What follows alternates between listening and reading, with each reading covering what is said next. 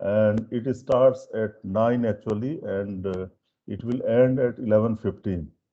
So first of all, I will discuss about your practical. Practical is on determination of organic carbon, organic matter in soil. So this is your practical that I will try to finish in 1 hour, and then we will have break of 5 minutes, and then another 1 hour for a theory lecture. So regarding this practical on organic matter or organic carbon. So at the end, you will learn the basic knowledge about the soil organic matter or soil organic carbon, and also a little bit on carbon cycle. And then we will move to determination of organic carbon in soil, how actually it is done, and then reactions of oxidation of soil organic carbon. We'll see what kind of reactions are happening in the determination of organic carbon and some calculations.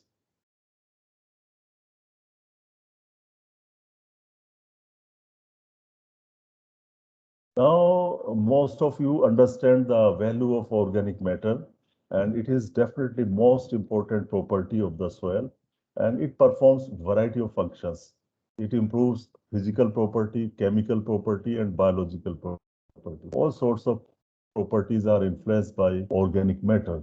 Particularly, physical property is improved that help in the uh, increasing the water holding capacity of the soil. It improves the structure of the soil, and it also supports biological activity in the soil. It acts as a food for organisms, and it is requisite for healthy soil. If you want healthy soil, then you need to have organic matter.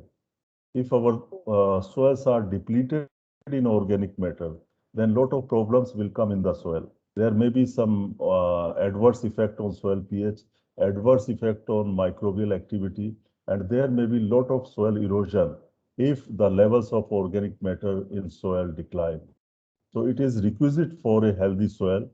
And so far determination is concerned, we got some terminology like total organic matter or total soil organic matter. It is composed of inorganic carbon and organic carbon. And generally, if you want to measure the total soil organic matter, and people also go for ignition method, where organic matter is burnt at very high temperature, and then the CO2 is evolved. And this evolution of CO2 is correlated to the uh, total soil organic matter in the soil. There is one method which is called as rapid chromic acid oxidation method, which oxidizes readily oxidizable organic matter. And it is most common, most practical way to determine soil organic matter, particularly in developing countries. Now, significance of organic matters, you will get some theory lectures on organic matter, soil organic matter, where you will be taught about the role of organic matter in soil fertility and what are the limits of soil organic matter. That I will tell you, limits of soil organic matter or carbon, and then significance of CN ratio. It is also related to organic matter, CN ratio.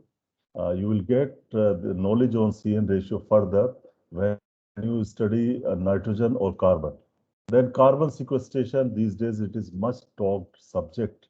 So there are different aspects of soil organic matter, and these are the four important aspects or subjects related to organic matter.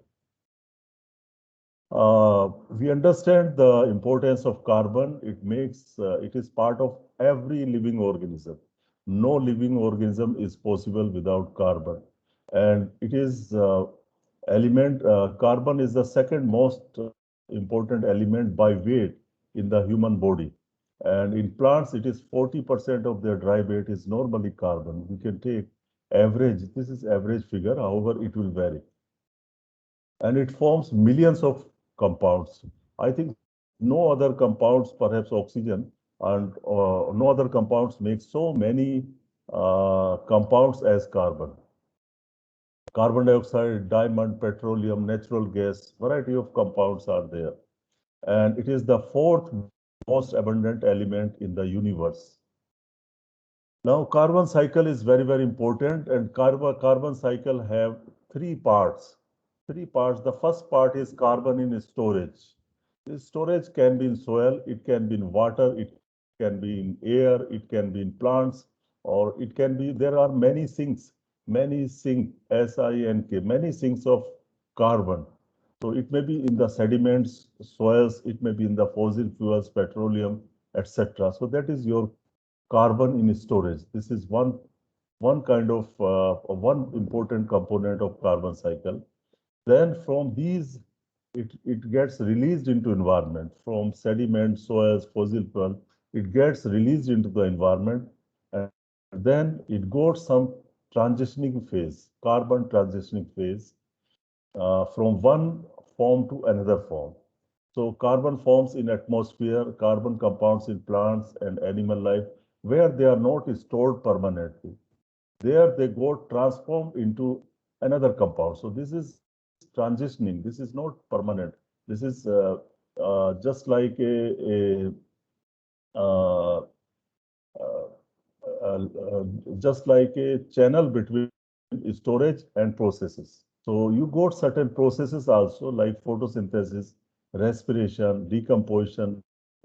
Decomposition includes your mineralization, humidification, and these all kind of processes are revolving around conversion of carbon, conversion of carbon into different forms, and then storage. For example, photosynthesis, carbon dioxide is fixed into carbohydrates, and they carbohydrate make some other compounds, and then the living thing will die, or it will be incorporated into the soil, or it will be in the environment, then decomposition and so on. So these are the important part of carbon cycle. It's just to remind your memory. Now, soil organic matter, generally based upon soil organic matters, soil are classified into two, mineral soils and organic soils. So mineral soils, it traces very small quantity, minute quantity, up to 30% organic matter. Such soils are called as mineral soils. It is according to Food and Agriculture Organization, Rome. And organic soils are those soils which have more than 30% organic matter. Means up to 30%, it is mineral soil. And if it is 30.1, 30.2, or 35, 36, 40, 50, 100, whatever it is, then it becomes your organic soil. Then organic matter, just very small definition of organic matter. It is material produced originally by living organisms. So organic matter will always come from living things. That is why we cannot call or part of the living systems, part of the living system, or it is made from the living system. That is why urea is some people call it organic fertilizer. It is not organic fertilizer because it is not directly part of any living being's body. It's not part of any living body. So organic matter has to come from living organisms, plant or animal, that is returned to the soil and goes through the decomposition process. At any given time, it consists of a range of materials from intact original tissues of plants and animals to the substantially decomposed mixture of materials known as humus. So variety of products or variety of things make up your soil organic matter. By you see typical composition of representative green plant material. There are three different circles, and you can see the first circle on the top where you see it is these are the average value. Whatever organic matter is there, you take any plant matter contains 75% water and 25% dry matter. So this dry matter actually contains about 42% carbon. This is based upon dry weight basis. 42% carbon and equal amount of oxygen, 42%, and hydrogen is 8%, and ash is your 8%. So this ash is from minerals. This ash is from minerals and this is part of mineral nutrition. And carbon, hydrogen, oxygen, if you combine these all, then it becomes your plant nutrition. This was just elemental composition of organic matter. And then you see compound wise. So largest quantity is cellulose. So in organic matter, there are about 45% cellulose and 18% hemicellulose, 20% lignin, and average is 8% protein, and sugars and starches 5%, and polyphenols 2%, etc. So this is type of compounds in organic matter. This was just very small introduction of organic matter. Now we come to the subject. Total carbon of the soil comes from two. Total carbon is equal to organic carbon and inorganic carbon. So organic carbon only slightly processed organic residues of plant and animal origin. It also includes humus, charcoal, fossil organic matter, and microorganisms. So this makes your organic carbon or soil organic matter. This organic carbon can be converted to soil organic matter. And then inorganic carbon, it is mainly found in carbonates and bicarbonates. Maybe sodium, maybe magnesium, maybe potassium, or whatever possible carbonates. These are carbonates and bicarbonates. So, and total carbon can be estimated by some equipments like your CHN analyzer is there, carbon, hydrogen, nitrogen analyzer, and attachment can be made for sulfur also. And there may be some more advanced equipments for measurement of total carbon. Problem is that they are expensive and they require some infrastructure like high voltage electricity supply and so. Then one is TOC, Total Carbon Analyzer. This equipment is available in our institute in two places. One is in soil science and one is in environmental science. And there may be at some other place, I don't know, but I know it is there in two places in IIT, Total Carbon Analyzer. It measures total carbon and it measures in two parts. One is it can measure inorganic carbon and as well as total carbon. So by subtraction, one can get organic carbon. Means it measures total carbon in one go, and another it measures the inorganic carbon, and then by subtraction you get soil organic carbon. So all the three kind of carbon can be estimated by TOC, Total Carbon Analyzer. Total carbon, inorganic carbon, organic carbon. Now, in developing countries where people don't have money, so we mostly rely on Walkley and Black method, and this also gives good result of soil organic matter. So we need to have certain solutions or reagents to estimate carbon by organic carbon by Walkley and Black method. Did you heard about this method? Anybody heard about this method? Walkley and Black method? Yes, sir. Yes, sir. Oh, okay. So many of you know about Walkley and Black method. It is used for estimation of soil organic carbon.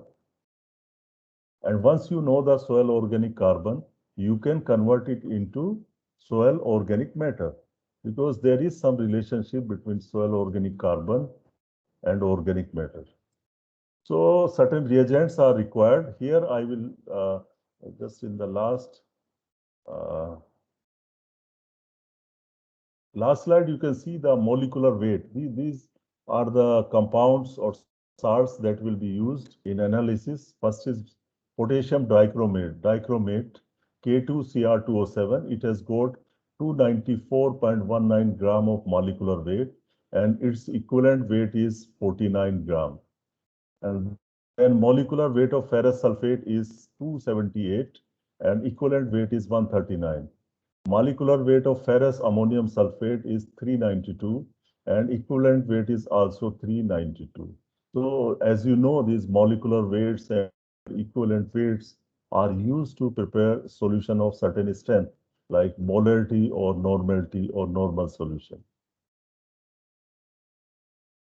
Now you see we need to prepare first solution which is 1 normal potassium dichromate. So if you want to prepare 1 normal potassium dichromate, Here, equivalent weight is important. So take one equivalent weight, that is 49 gram of potassium dichromate in distilled water, and make the volume to 1 liter. So per liter solution, you will have 49 grams of potassium dichromate, and that will be one normal potassium dichromate solution. Next is 0.5 normal, and this potassium dichromate is a strong oxidizing agent. It oxidizes carbon. It oxidizes carbon and convert it into carbon dioxide. So it is oxidizing agent, and itself this gets reduced. In oxidizing carbon, this potassium dichromate will get reduced. And then 0.5 normal ferrous ammonium sulfate. So either you can take ferrous ammonium sulfate or ferrous sulfate. One of them will be used to titrate the chromic acid or potassium dichromate, which remain unused. So this ferrous ammonium sulfate is a titrant. It will be used in the titration. It will be kept in the burette, and it will be used drop by drop to see the change in color. We'll come back to it. And just for the time being, you can remember we can use ferrous ammonium sulfate or ferrous sulfate. Remember that this solution should be prepared fresh. Every time, whenever you do go for carbon analysis, organic matter analysis, you need to prepare ferrous sulfate or ferrous ammonium sulfate fresh. So dissolve 196.06 gram of ferrous ammonium sulfate in distilled water and add 20 ml concentrated sulfuric acid, cool and dilute to 1 liter. So this is how you need to prepare 0.5 normal ferrous ammonium sulfate. Next is diphenylamine indicator. So this is the indicator which is used in the estimation of carbon, prepared by dissolving 0.5 gram of diphenylamine in a mixture of 100 ml concentrated sulfuric acid and 20 ml water. So constituents are there, you can prepare it. First you take the weight of diphenylamine, 0.5 gram, and you already have a mixture of 100 ml concentrated sulfuric acid and 20 ml water. So you can prepare this solution. And also concentrated sulfuric acid is required, which should be of 1.84 specific gravity. Then concentrated phosphoric acid, about 85% concentration is required. And other is sodium fluoride, to be used only with diphenylamine indicator. So you need to use two extra compounds if you are using diphenylamine as an indicator, that is phosphoric acid and sodium fluoride. These are used when you use diphenylamine indicator. They help in getting the sharp end point, and also they complex the iron which disturb in the titration. So these are important: concentrated phosphoric acid and sodium fluoride.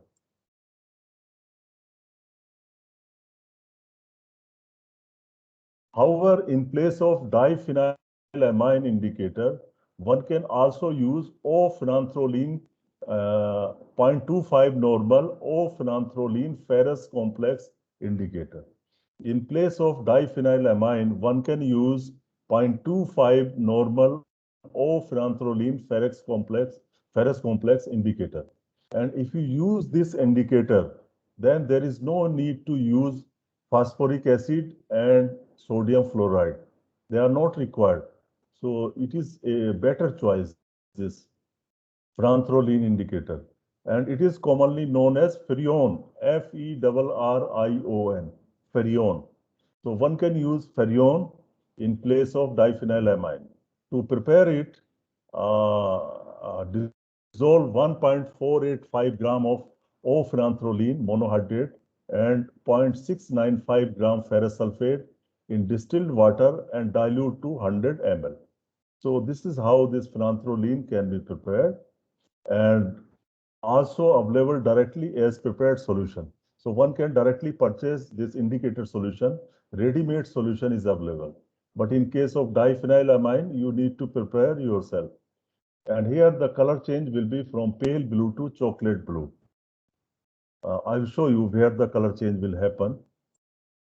Now, normally when we talk about soil and when we go for analysis, so we need certain fineness of the soil.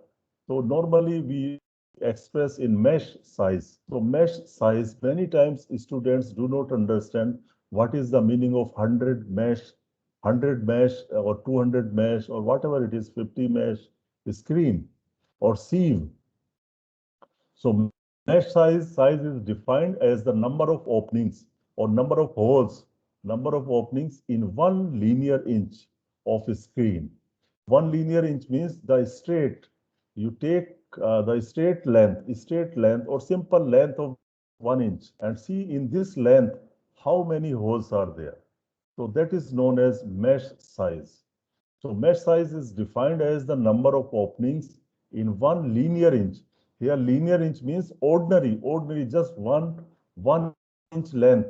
It is just 1 inch length of a screen. For example, a 80 mesh screen will have 80 openings in 1 linear inch. Linear means linear measures a one-dimensional, means straight, one-dimensional measuring length or distance along with one geometrical axis. So I think now you should be clear about mesh size. Because mesh size came here in the first sentence in the procedure, therefore you should know what is meaning by mesh. So now this is the procedure and it is the easiest procedure.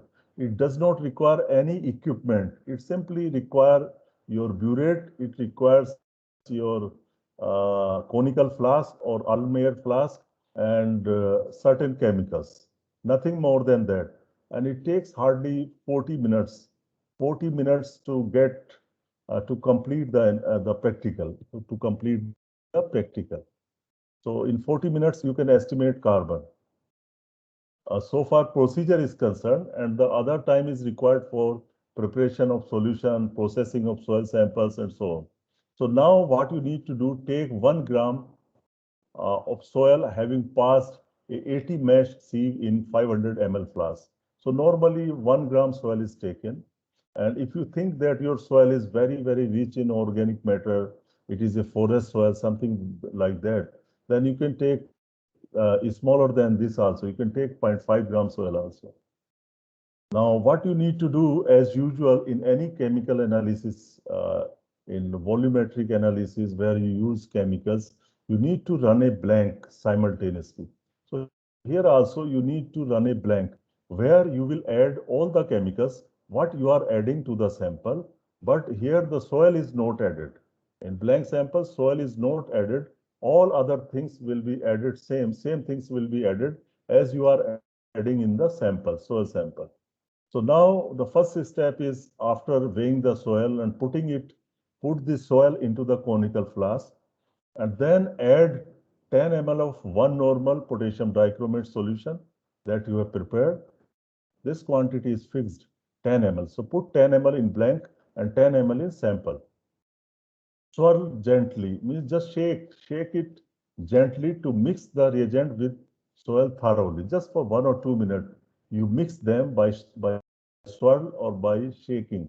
Then what you need to do, the next step is add slowly 20 ml of concentrated H2SO4. Sulfuric acid, whatever concentrated sulfuric acid is available, you use that and mix acid with soil by rotating the flask gently. Then again, for 1 or 2 minutes, you just rotate the flask or shake the flask, and then you keep the flask for 30 minutes. For 30 minutes to allow the oxidation to proceed. So here you must have seen that first you have added potassium dichromate and then you have added sulfuric acid.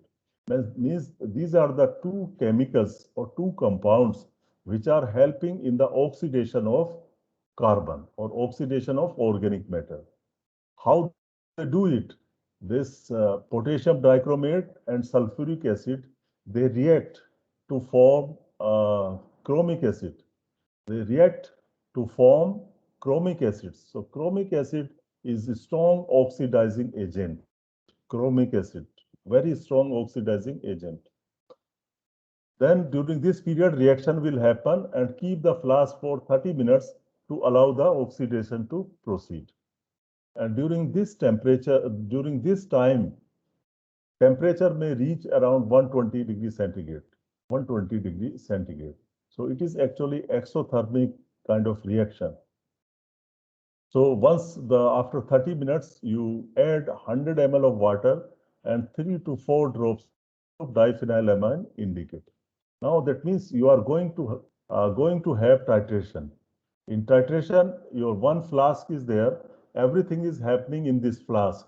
What you are seeing on the screen, all these reactions and things are happening in this flask. Another flask is blank. There also some potassium dichromate can be consumed if your chemicals are impure. So now we will go for titration, and we will see that how much potassium dichromate could not be used. How much potassium dichromate remained as such. We need to measure that. So now, if you are taking in the last case, you have seen this, you have added this, and then you can go for titration. Now see the case of diphenylamine indicator. If you have diphenylamine indicator, before titration, you need to add 10 ml of orthophosphoric acid and 0.2 gram of sodium fluoride if you are using diphenylamine indicator. Now you titrate the contents of the flask with ferrous ammonium sulfate or ferrous sulfate, and now end point will be titrate the content till you get a green color. Sorry, in this case it is shown blue color, but till you get the green color. So you see this picture. On the bottom you have a flask, 500 ml conical flask.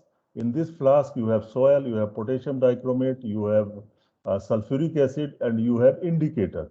Indicator can be diphenylamine or ferrione. And then in the burette on the top, you see this is burette. In this burette, you have 0.5 normal ferrous ammonium sulfate.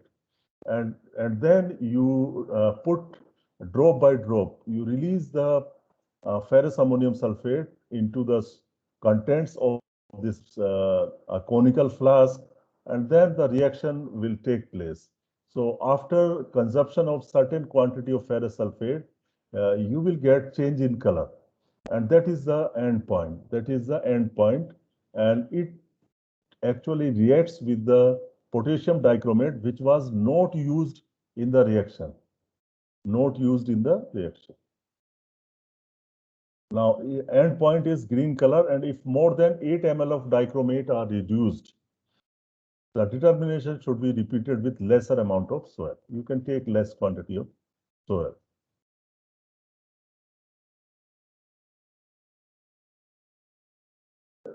Just to show you how the color changes. If you have ferrione indicator in this case, when you put it into the contents in the beaker or in the conical flask, initially the color is pale blue, and when you start your titration, the end point will be chocolate red. Okay, so this is how these colors are there. There may be some variability in the colors. This I got from internet. I also don't know exactly pale blue, but this is pale blue color you can see, and then chocolate red in case of ferrione indicator. Because these kind of questions are usually asked in your interviews. Many times in your qualifying exam or any other exam, people ask, what is the change in color when you go for titration with ferrous sulfate or ferrous ammonium sulfate in organic matter estimation? So you can say it is, if you use ferrione indicator, color changes from pale blue to chocolate red. And if you use diphenylamine indicator, the color changes from bluish green to dull green. Remember these 2 points. Now reactions. So reactions, as I told you, this potassium dichromate you have added to the soil sample, and you have also added sulfuric acid. So neither of of these two will directly oxidize the organic matter. First, these two will react, potassium dichromate and sulfuric acid will react, and they will form chromic acid and then potassium sulfate. This chromic acid is very strong oxidizing agent. In my student days, somewhere, uh, the teacher will ask us to prepare this solution of chromic acid, and which was used to clean the glassware. If you want to clean your glasswares and they are not getting cleaned, they have so much of permanent dirt or permanent sticking of certain chemicals that are not easily removed. This chromic acid can easily remove any kind of stains. So it is very strong oxidizing agent, and it was used to clean the utensils or glasswares. But it is simultaneously, it is very dangerous to use chromic acid. So be very careful whenever you use chromic acid to clean the glasswares. Also, those were the days of poverty, you know, those days we didn't have these smart chemicals to clean the glasswares, but now there is no need for using chromic acid. Now, what happens? This chromic acid is a strong oxidizing agent. And when you have carbon 3C0, you see this is carbon in organic matter, and this chromic acid is reacting with this carbon in the presence of sulfuric acid, 6H2SO4, and carbon dioxide is released. And then chromous sulfate is also formed and water. So you can see here the carbon which was having 0 valency is now having 4 charge in after the reaction, 3C plus 4. And this chromium get from plus 6, it becomes plus 3. So this you can see the change of valency from 0 to 4. That means carbon has been oxidized. So in this reaction, carbon has been oxidized, and this chromium has been reduced. From 6, its valency has become 3. So chromium is reduced and carbon is oxidized. So the reaction in a concentrated acid medium is exothermic, 120 degrees centigrade, and amount of reduced dichromate is considered to be quantitatively linked to the organic carbon content of the sample. So now we can calculate that how much of the potassium dichromate or chromic acid was consumed in oxidizing the carbon, and what was not consumed. So through this titration, we calculate what was not consumed. So then reaction during titration. In titration, in your conical flask or in your conical flask, you have chromic acid, which was not used. Some was used in oxidizing the organic carbon. So you see H2CrO4, chromic acid, and now you are titrating with ferrous sulfate, which also has sulfuric acid. So this ferrous sulfate will react with chromic acid in the presence of sulfuric acid, and it again forms chromous sulfate, ferric sulfate, and water. And that is your end point. When this reaction is complete, color change will be there. And then if you take ferrous ammonium sulfate, the next reaction is related to ferrous ammonium sulfate. And first was for ferrous sulfate, and you have taken it as a titrant in the burette. So this ferrous ammonium sulfate will also make your chromous sulfate, ferric sulfate, ammonium sulfate, and water. So I think reactions are very simple. In the first reaction is in the decomposition or in the oxidation, and second reaction is for titration. Do you have any problem up to now? Any point you want to ask before I proceed further? You can ask your questions. Any problem up to now in your reactions, in fundamental, in theory, in principle of organic carbon determination? The principle is very simple, that organic matter or carbon is oxidized by a strong oxidizing agent, which is potassium dichromate, and and potassium dichromate, which is not used, is titrated. And through this, we can work out the organic carbon percentage or quantity in a sample, soil sample. That is basic principle of carbon determination. So if you have any question, any doubt, you can ask. If not, I move further. I give you 1 minute time. If you want to ask, you can ask question. Sir, Yeah. sir, why chromic acid directly not used? Actually, you need to prepare chromic acid. If chromic acid is there, one can use this directly. There is no problem. But thing is, how will you get chromic acid? Okay, sir. So yeah, and also it is, if you have chromic acid, there may be issues with the storage also. It is very dangerous, a very, very dangerous thing, this chromic acid. Okay, Sir, sir. our target is carbon measurement or the complete compound of ferric acid. Organic matter. Our Oh, target is to estimate the organic carbon, and then oh, from this organic carbon, we can calculate the organic matter in the soil. yes, sir. Okay, sir. So now we go for calculations. Calculations are a bit complex or not very complex, but they are very simple if you understand, if you have little understanding of the chemistry, fundamental idea of chemistry. So you can see now you want to calculate the uh, ml of one normal K2Cr2O7 reduced. What quantity is reduced? How much is reduced? That is equivalent to actually carbon. That is equivalent to carbon. So ml of one normal K2Cr2O7 reduced, that is given by a symbol S. Suppose the quantity is S. So you see normality is given. Normality is one normal K2Cr2O7. You don't know volume. Volume is not known to us. So we can know the volume, how much is reduced, how much is reduced in oxidizing the carbon.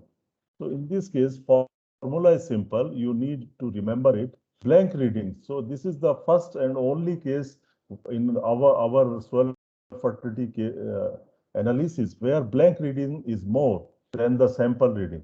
Normally in titration or volumetric reactions, the sample reading is more, always more than the blank reading. But here blank reading is more because in that case, in blank, it is assumed there may not be any carbon. So this potassium dichromate or chromic acid was not used because there was no carbon to oxidize. So it remained as such. So therefore, the blank reading is more. So blank reading minus sample reading.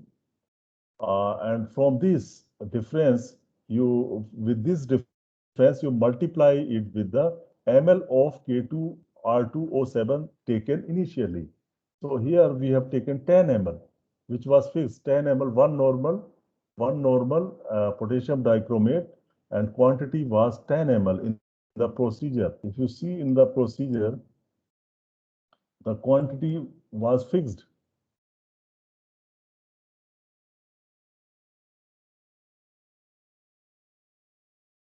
So see number 3, add 10 ml. So this quantity was fixed.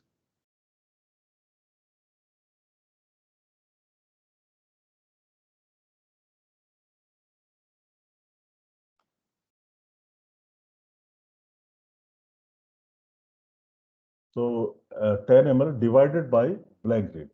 So this formula will give us ml of one normal K2Cr2O7 reduced, of which we can equate to the carbon.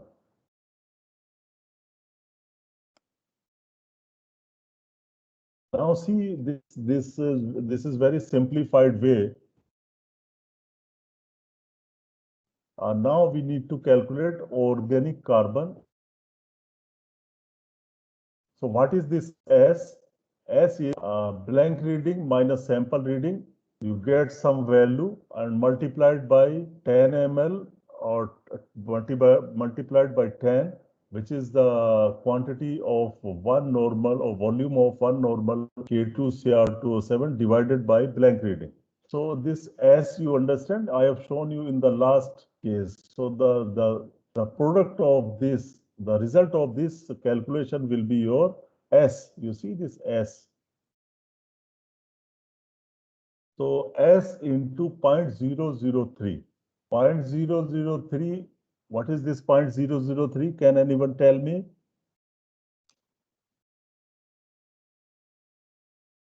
Where from this factor has come?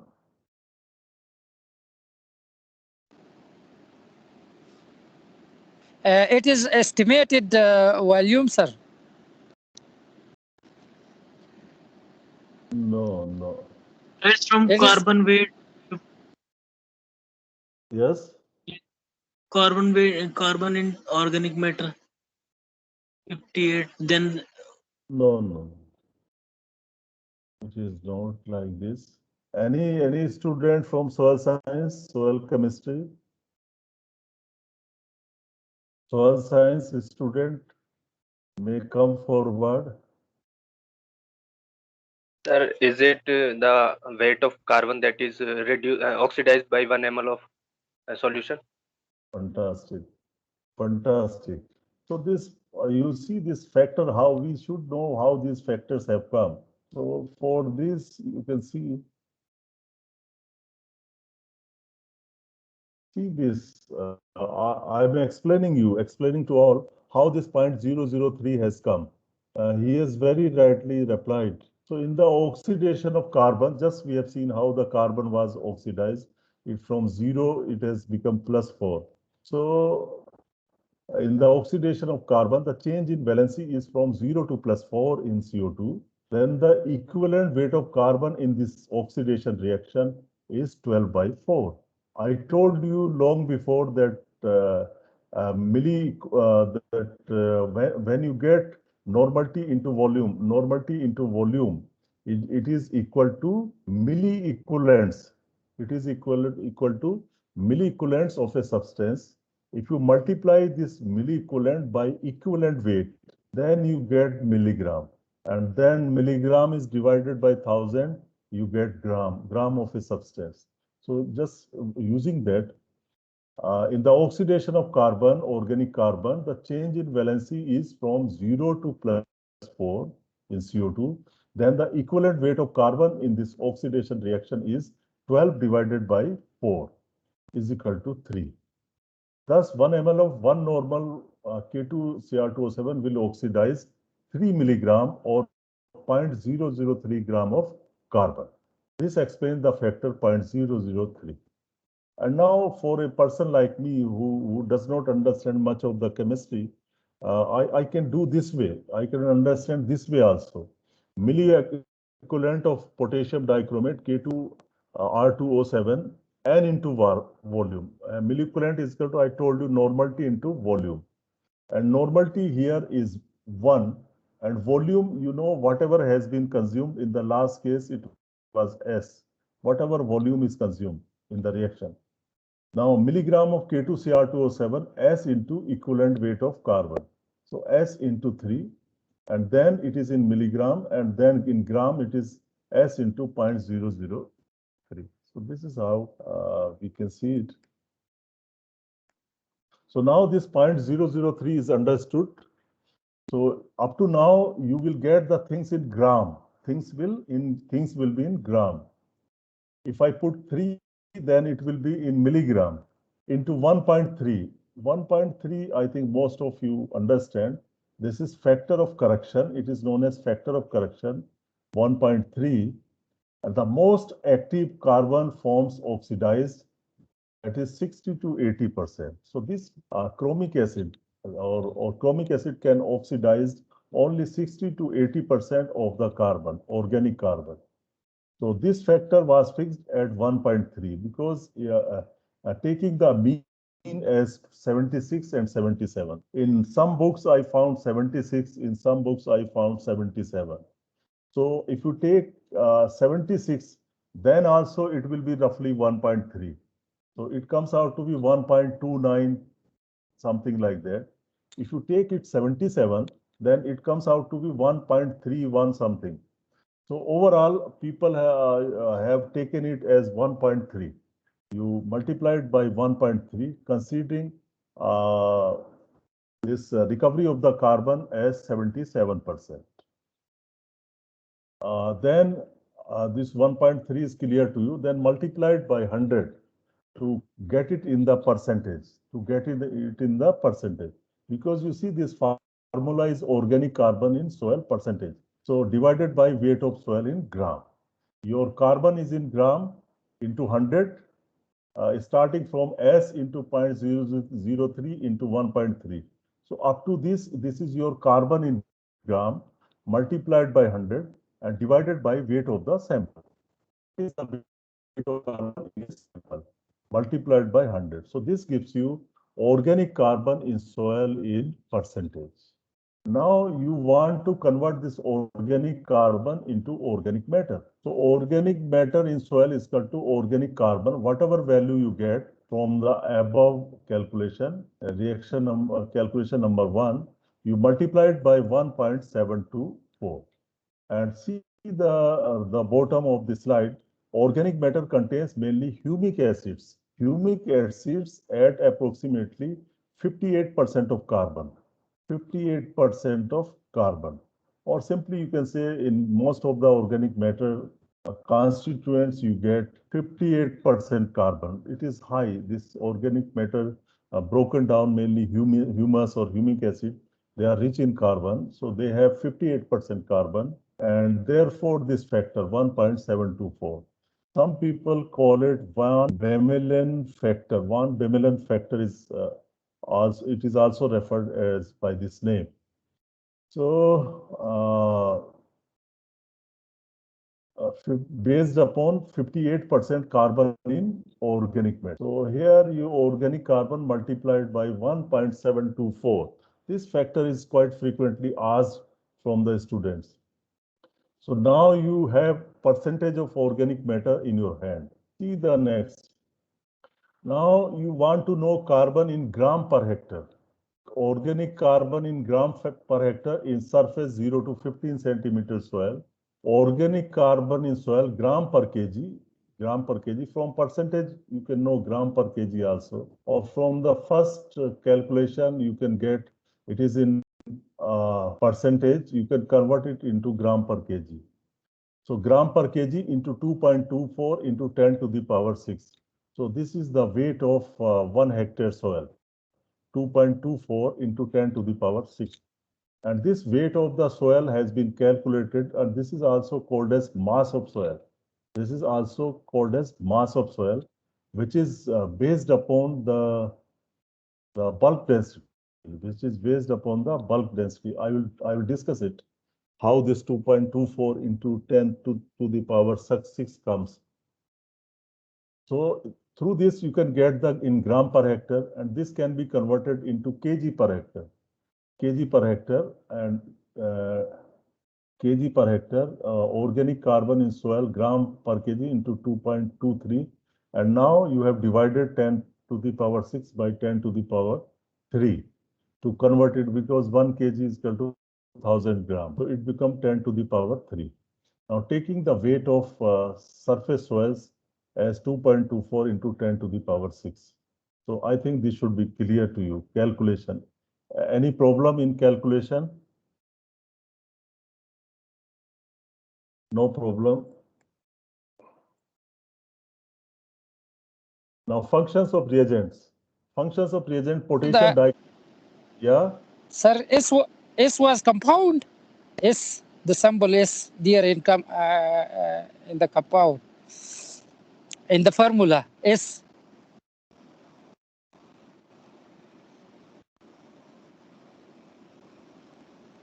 Yeah. Yes. Yes. What is your question? Yeah, sir. My question was about S. S was the compound, the symbol for a compound. Oh, S was just a symbol, just a sign for a formula. It was just a sign.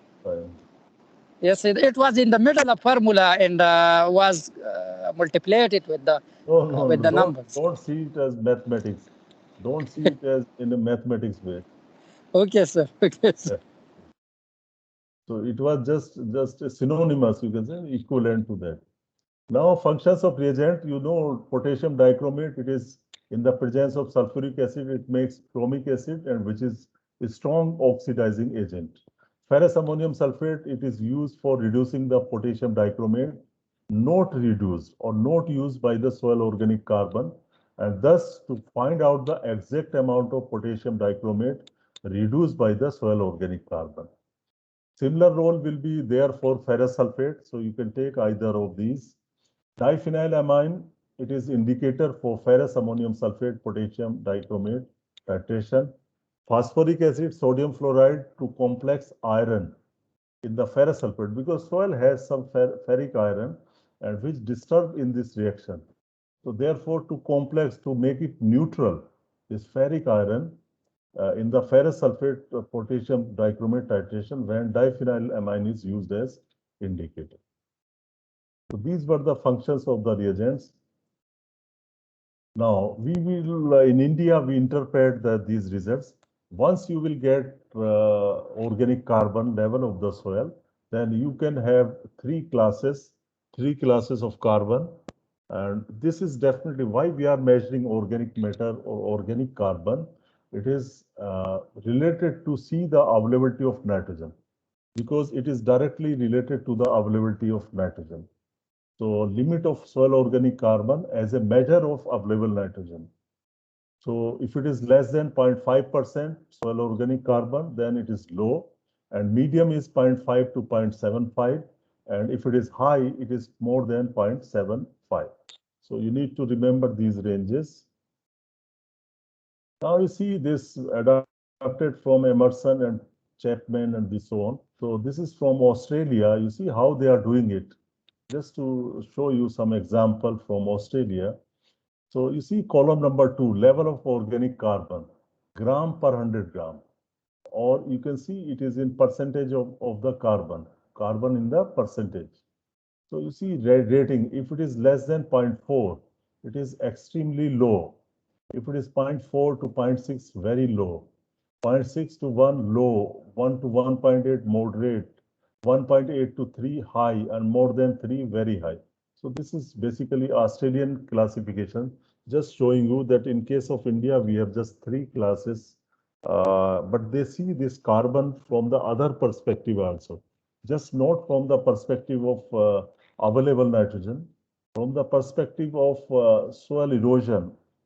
So you can see if your carbon is less than 0.4, so subsoils are severely eroded, degraded. If carbon level is less than 0.4, it suggests that your subsoils are severely eroded or degraded surface soils. If it is 0.4 to 0.6, that means very poor structural condition. 0.6 to 1 is poor to moderate structural condition. 1 to 1.8, average structural condition. 1.8 to 3, good structural condition. So now you see this, the purpose of showing you this slide is that as you are increasing the carbon content, organic carbon content in the soil, the structure is improving.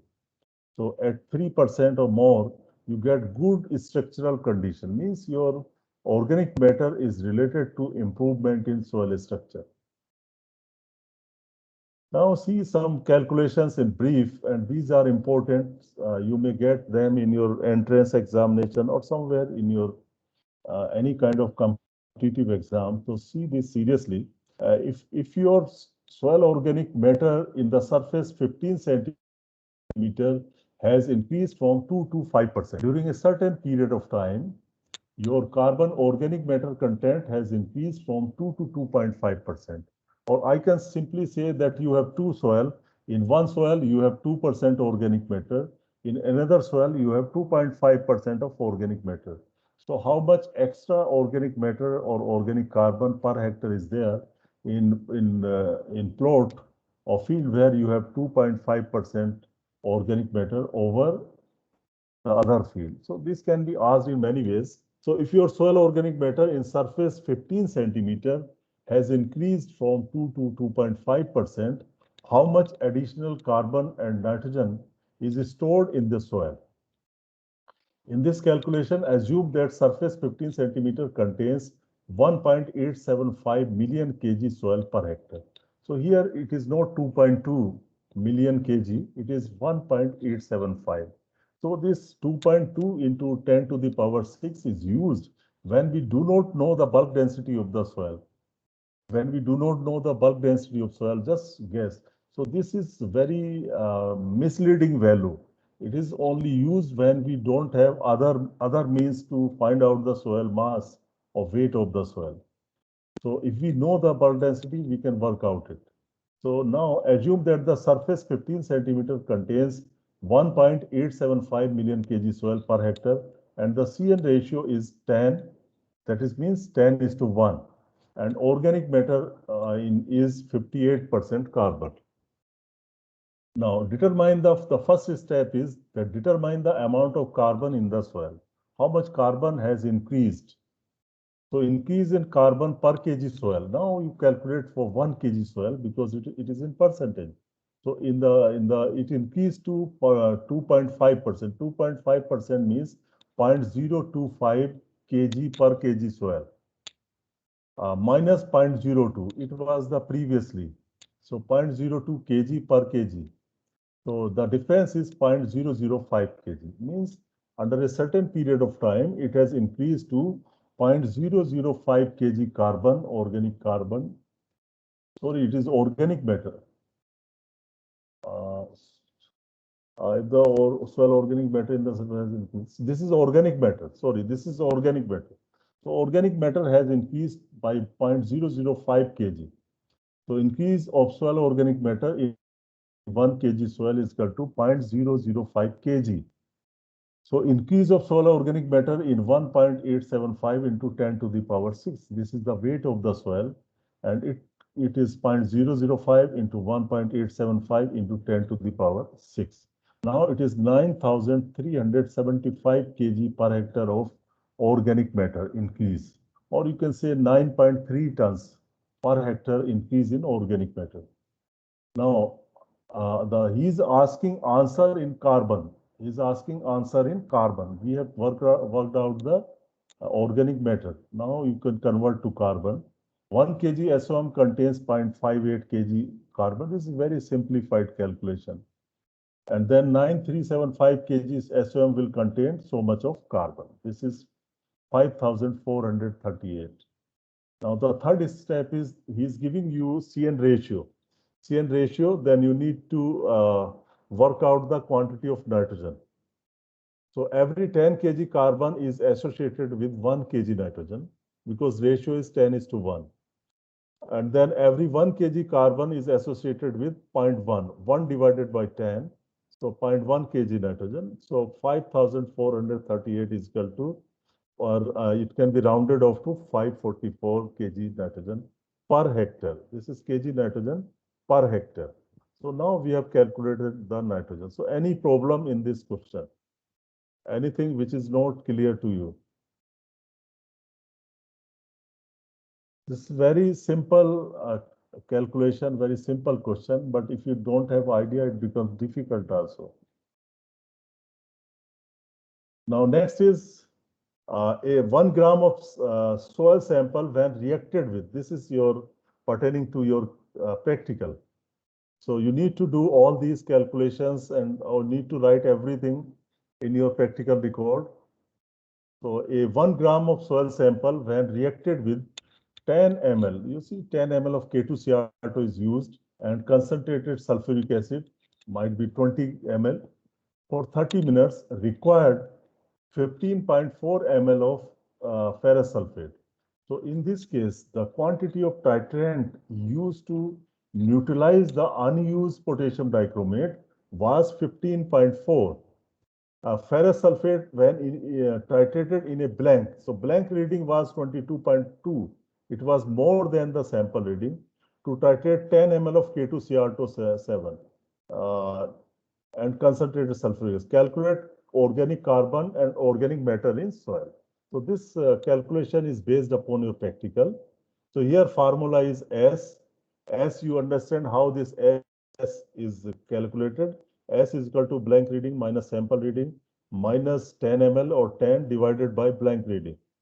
So you get S into 0.003, you have seen 1.3 into 100 divided by sample weight. So this will give you in percentage. So 22.2 minus 15.4 into 10. This 10 is for potassium dichromate divided by 22.2. This is blank reading. So this see the red one and then multiplied by 0.003, 1.300 and divided by 1. 1 is the weight of the soil sample. So the organic carbon comes out to be 1.19%. And then you can convert to organic matter by the factor 1.724. So it becomes 2.059. And from this, if someone asks you to convert it into tons per hectare, kg per hectare, carbon or organic matter, then you can easily do it. Now, the third problem, this is your homework. A soil contains 1.2% organic matter and CN ratio is 10. Calculate kg per hectare of organic carbon and nitrogen present in 0 to 15 centimeter soil depth. Take the weight of surface soil from 0 to 15 depth for 1 hectare as 2.24 into 10 to the power 6. So you do it in your home. If you come across any difficulty, you can ask me. Now this is very important. Try to understand it. How we can convert the bulk density to soil mass. Because this 2.2 into 10 to the power 6 is not always true. Every soil will have different weight depending upon the bulk density. So what happens, the results from chemical analysis are expressed as the amount of element or compound per unit weight of soil. So when we do some chemical analysis, so in the end, we report our results in terms of weight per gram of soil. You have seen in case of carbon, gram per kg soil, or ppm also you can convert, or milligram per kg, or so it is actually weight by weight basis. We are reporting the results. So it is now it is required to be converted on soil mass basis. Soil mass basis concentration based on soil volume or area. So now we know that our soil has so much of carbon. Now we want to convert it for 1 hectare area. So we want to convert for area. Now we need to calculate the exact mass of the soil. So the mass of soil in a specified area can be given by, now you can calculate the mass. Mass of soil is equal to area, how much area is there, maybe 10,000 meter square or 1 hectare. And depth, you need to mention the depth of the soil, whether it is 15, 0 to 15 or 0 to 30. Then you depth multiply with the depth into bulk density. So this formula, simple formula, will give you the mass of the soil of 1 hectare. So mass of the soil in tons per hectare, you can work out in tons per hectare, kg per hectare, depending upon your interest. Then area, you can take 100 into 100 meter square. And then into soil depth, you need to take in meters. Suppose it is 15 centimeter, then divide by 100, it is 0.15. So 0.15 you can take here into bulk density.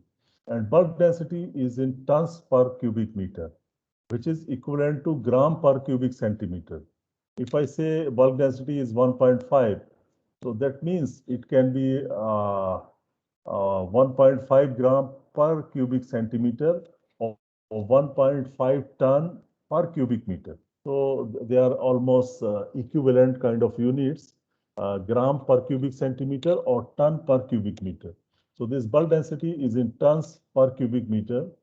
So soil mass per unit area at a specified depth is used to know the amount of the element or compound on unit area basis. So now finally you get mx. Mx is the mass of the soil. Mx is the amount of element or compound per hectare to the specified depth. So here mx is your ton per hectare or kg per hectare. Suppose carbon. You want to present your carbon in tons per hectare.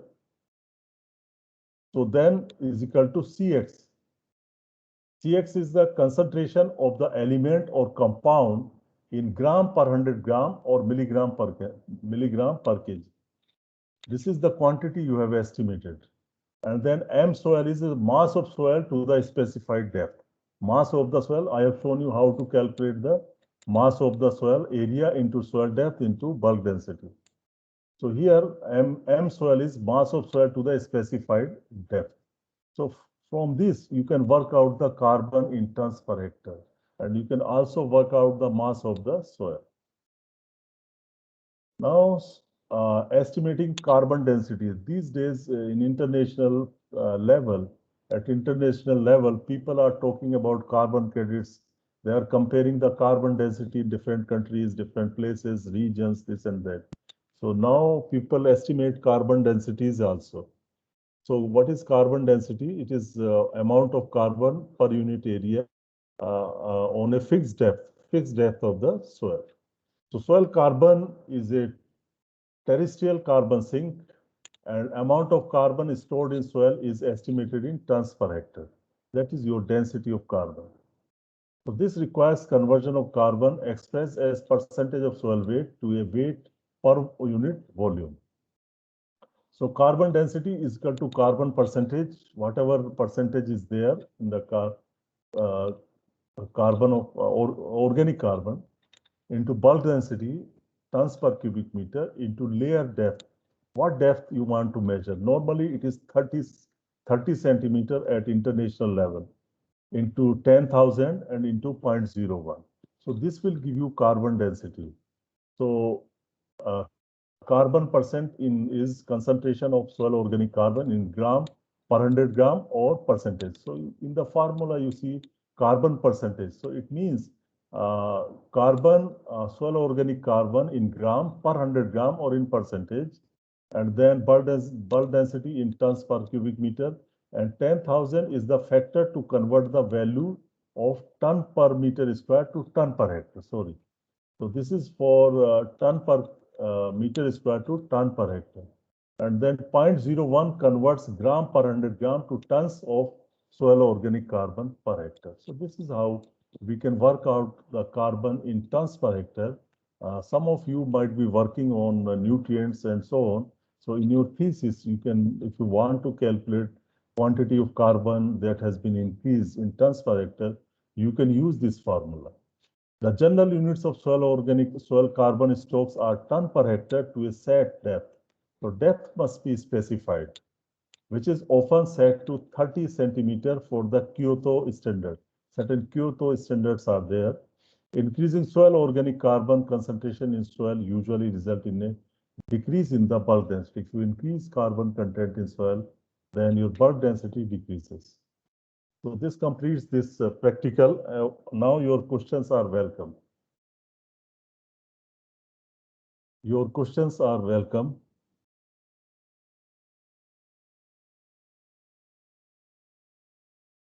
Sir, soil carbon unit was ton by what? I didn't write this. Okay, I'll give you a presentation, don't worry. So that was bulk density. Bulk density was in tons per cubic meter. Bulk density was in tons per cubic meter. And this 10,000 is the factor to convert the value of ton per meter square to ton per hectare. Any other question? So Pulomi, you can stop the recording now. And I can Yes. stop the presenting